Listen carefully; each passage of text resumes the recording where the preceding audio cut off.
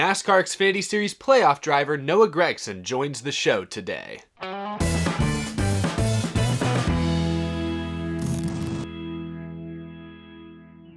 How's it going, y'all? My name is Eric, and welcome to Out of the Groove. Very special episode today. Earlier, I got to speak to NASCAR Xfinity Series playoff contender Noah Gragson. We talked about his 2020 season, looking ahead to the rest of this round and the next rounds, hopefully, of the playoffs. We also talked about his new contract with Junior Motorsports for 2021, and with the awesome folks at Lionel Racing actually on his car for the Charlotte Roval race in a couple weeks. We also talked a little bit about a favorite DieCast growing up. So, with that being said, enjoy my interview with Noah Gragson. How's it going, everyone? Welcome to Out of the Groove. This week, I am joined by NASCAR Xfinity Series playoff driver Noah Gragson. Thanks for being back on the show, Noah. It's been a while. Heck yeah, thank you for having me. I'm excited for it.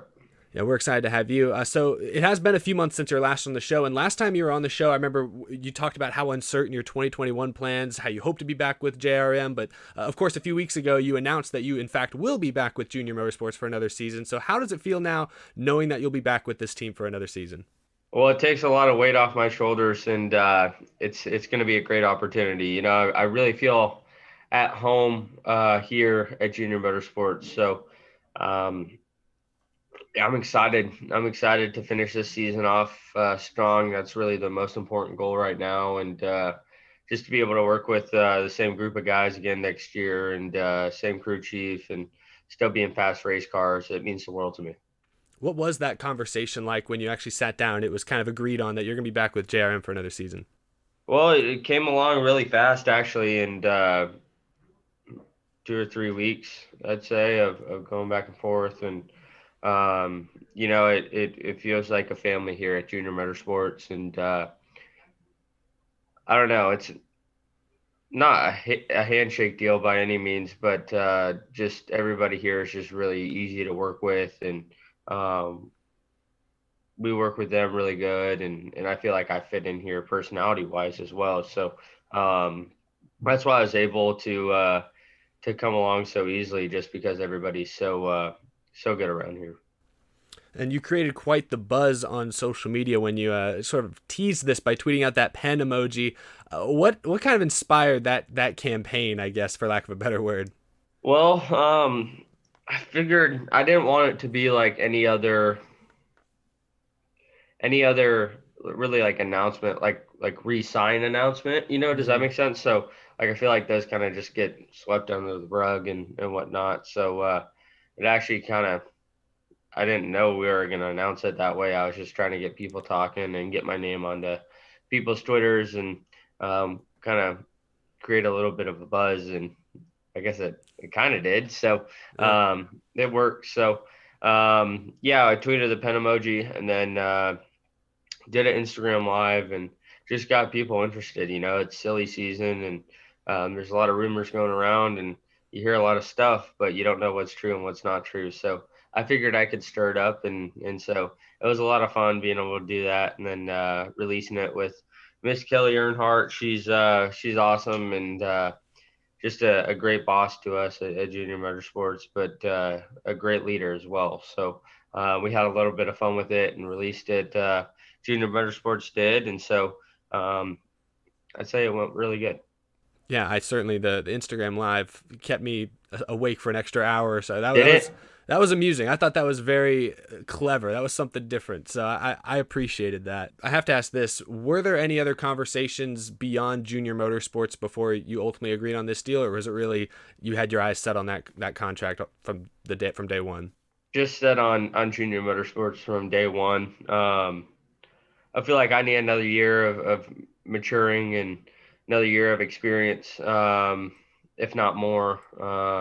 So definitely tried to jump on this opportunity as soon as possible. And like I was saying earlier, like it's such a family here at Junior Motorsports, and I just feel just like I could be myself here. So Mm-hmm. um, it's been fun this far, and we're gonna have a lot of fun here this next year in 6 races. Yeah, it really does sound like a great pairing. I want to talk about last week at Las Vegas. The playoffs have officially started for Xfinity.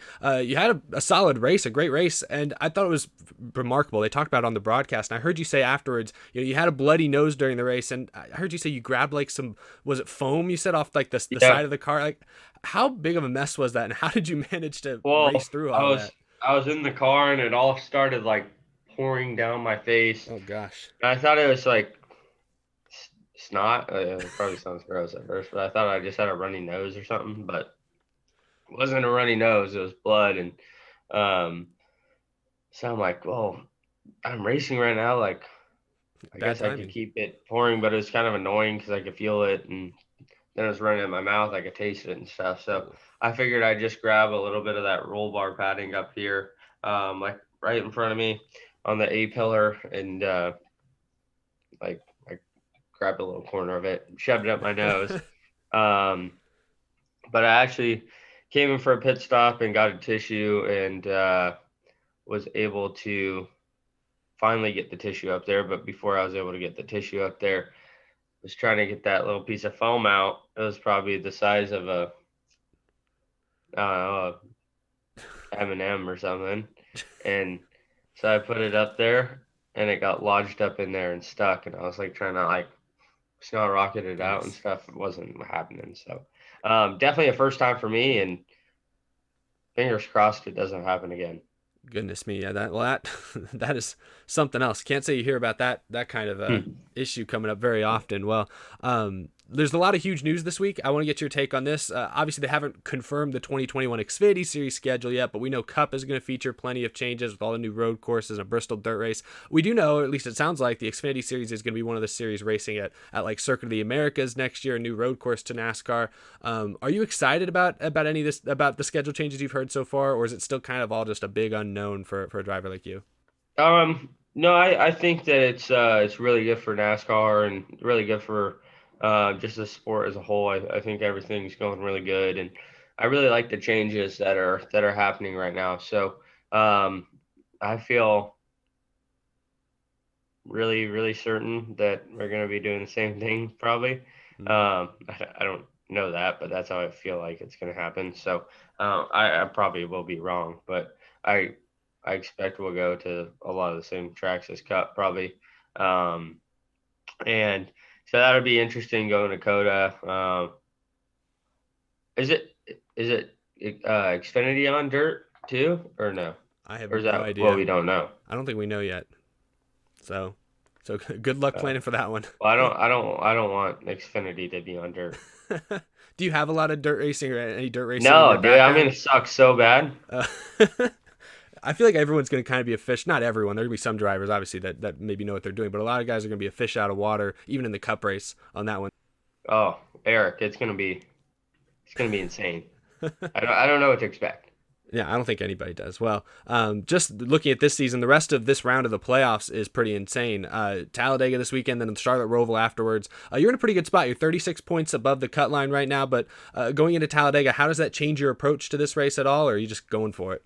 It I don't know how much more comfortable I'm sleeping than any like it's not a comfortable feeling by any means, and I don't know. It's kind of like a double-edged sword, right? So you Yeah. got like I like super speedway racing, but anything can really happen. You can get wrecked out at any time. So it's kind of like, man, I want to go enjoy Talladega and like just the race to be able to race around that racetrack and enjoy. I enjoy super speedway racing, but Hmm. and I don't want to be on pins and needles. Like, oh, am I gonna wreck or am I not gonna wreck? So um, definitely maybe a little bit more relaxed sleeping, but definitely very stressed over it.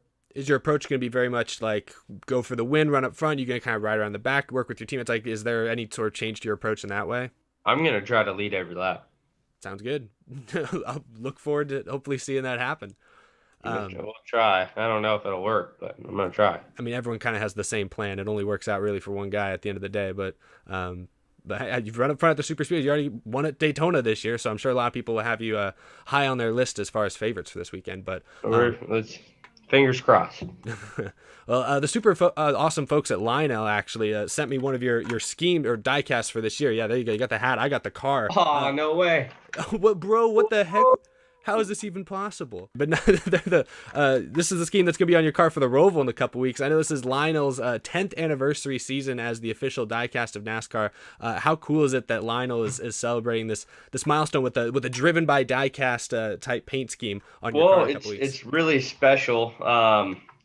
One, because I grew up collecting diecast, so that's really special. I never thought I would have my actual name on the car with the Lionel Racing logo on it, but it's come to be. So that's really really cool for me. Just being able to drive a race car with a company that I've been buying their diecast for so long now. So it's going to be really special to carry the colors not only for Lionel and NASCAR Authentics and everything, but for all the fans who spend their hard-earned money on diecast and their collection and whatnot. So I know the sacrifices it takes to be able to have a collection, and it could be one car, it could be 100 cars. It's still a sacrifice, but I'm really thankful for everybody who buys diecast, just because I know their passion as well, and it's really special.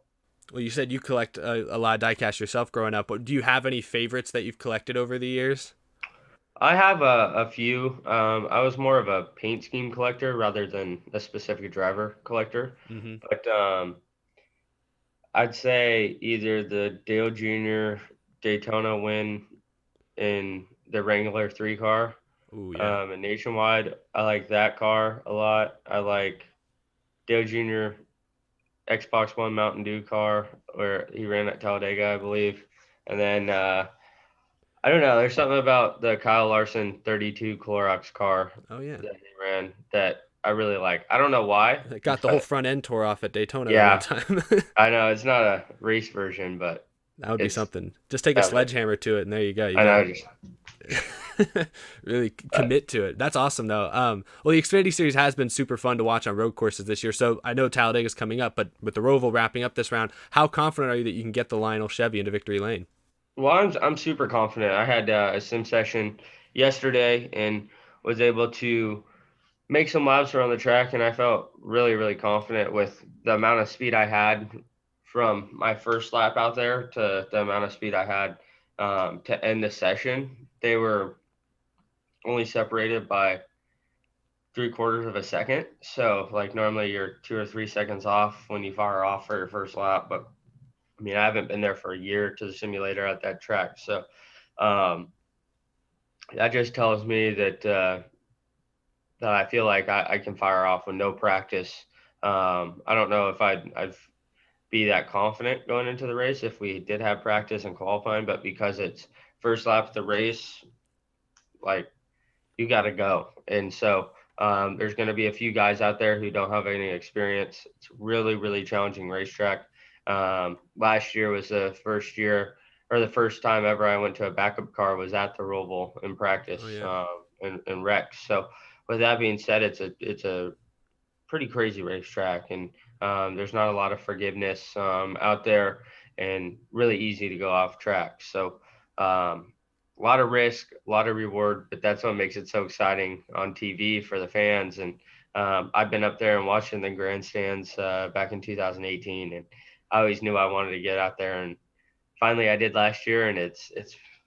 I mean, you're working the whole time, so I feel confident we can get the Lionel Racing Chevy in victory lane, and hopefully we can go lead every lap.